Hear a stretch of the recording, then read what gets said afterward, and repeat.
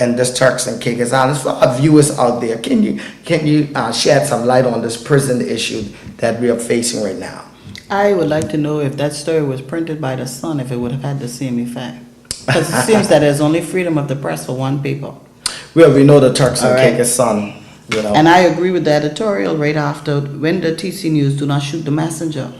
Because we are behaving, and I'm saying we, because I am aware of reports that have been done on that prison before that were uglier than what she talked about. But the authorities are behaving as if, oh, this is the first time we're hearing all these allegations. There are worse allegations out of that prison than what she talked about. There are worse allegations. And I can go into a whole slew of them because I'm usually there visiting. I'm connected in some way to someone in that prison, whether it's the wardens or the prisoners. And if you continue to dismiss the rights of prisoners, you're going to continue to have what you had last night. Last night, a prison warden slept in the hospital because he was attacked by the prisoners. They are frustrated because you cannot continue to dismiss what is going on in there. I will give you a very gruesome story.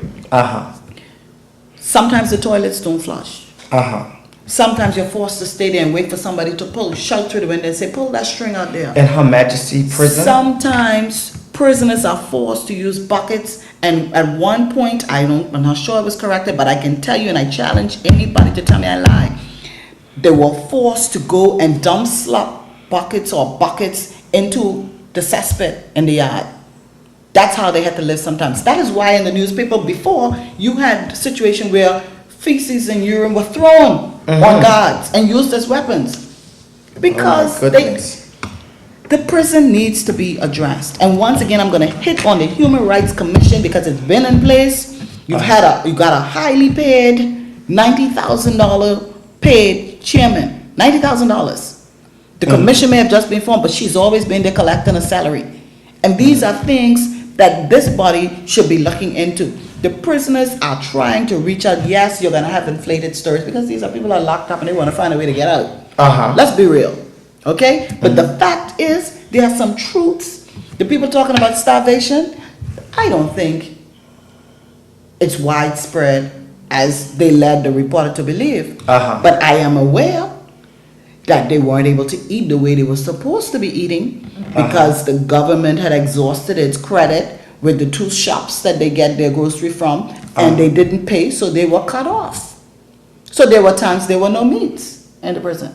So the food supply, just like our medical supply, just like so many other vital supplies here in the Turks and Caicos Island, has been cut off because, you know, there's a widespread issue in the Turks and Caicos Island where the government is back up millions of dollars of meeting their debts, and not just here in the Turks and Caicos Islands, even overseas. And that's how the jet get parked. But are you telling me our finances is that bad in the Turks and Caicos Island that our creditors are literally cutting off, not accepting government vouchers these days? That's what I understand about the prison. That's what I was told. But I can tell you for a fact that some of government phones were off. Oh yeah, I'm aware of that. Cable and Wireless know my couple of dollars coming, so they would never cut me off. But what has happened that Cable and Wireless feel they have to cut the government off? They feel like their money's not coming. We've got shipping companies who have refused to release vehicles that have been received at the port in Grand Turk because government owes them too much. Tell them back, talk me on that. Well, we know about the financial situation we have here in the Turks and Caicos Islands. We know all is not well. Yes. This country has been sinking to debts, and when you look at issues like the prison, where our suppliers wouldn't even send a pound of beef so that the prisoners in Her Majesty Prison can eat. Even the Minister of Health herself admitted a few days ago the deplorable state that the clinics are in. I mean, you go to the clinic and basic medication that you need for your children, you cannot get it at the clinic because they will tell you it is not available because the pharmaceutical companies in the United States won't send the supplies because the government owed them hundreds of thousands of dollars and not being able to meet that. But Ms. Cartwright, when you look at the level of gross mismanagement of our treasury, when you look at I mean this country is in a recession. Our people owning power has decreased because of cheap labor. Our people are finding it hard to make ends meet. That's correct. In these Turks and Caicos Islands.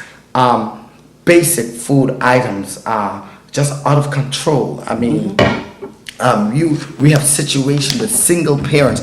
Unemployment is a big issue here in the Turks and Caicos Islands right now amongst our indigenous Turks and Caicos Islanders. And when you see the large amount of foreign workers that are being allowed into the country every day, and our locals are being, pushed aside because of cheap labor. You know, when you can find a worker that comes from Asia and would be willing to work for $3-4 an hour, and our locals who've been used to making $7, $8, $10 an hour have now been reduced to making minimum wage here in the Turks and Caicos Islands. I mean, when you look at all of these issues as a former member of parliament, and to see the deplorable state that our finances is, I mean, Ms. Cartwright, I will say two things. It is not a matter of priority. A lot of people say, oh, it's a matter of priority. The government has no area of priority but itself, themselves personally.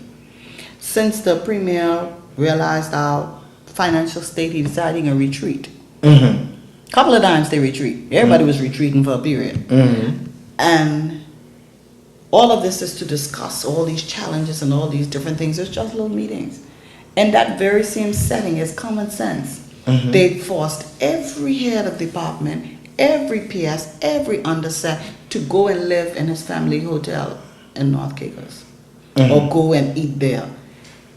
And retreating to talk about your financial state, you're busting up money.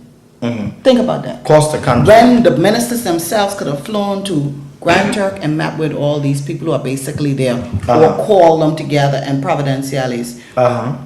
It isn't priority. It's a lack of common sense. When you're going to spend $10 million, as you're saying, on the Indy car race and the whatever's going on with the water situation in Grand Turk can't be resolved. That's not priority. That's common sense. When you're looking at the improvements that have to be done, Grand Turk is sitting down, they break ground, they clear the land, they put up curry, sitting down waiting on the new block for the school that is desperately needed. That like it on a standstill, right?